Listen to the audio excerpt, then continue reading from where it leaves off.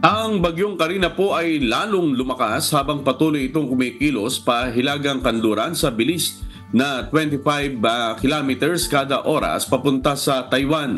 Sa ulat po ng Pag-asa kaninang alas 5 ng umaga, ang sentro ng mata ng bagyong Karina ay tinatayang nasa 290 kilometro hilagang silangan ng Itbayat, Batanes base po sa lahat ng available na datos. Taglay ni Karina ang pinakamalakas na hanging umaabot sa 155 kilometers kada oras malapit sa sentro.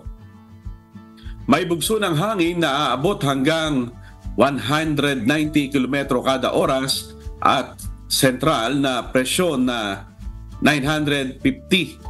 Nakataas ang tropical cyclone wind signal number 2 sa probinsya ng Batanes.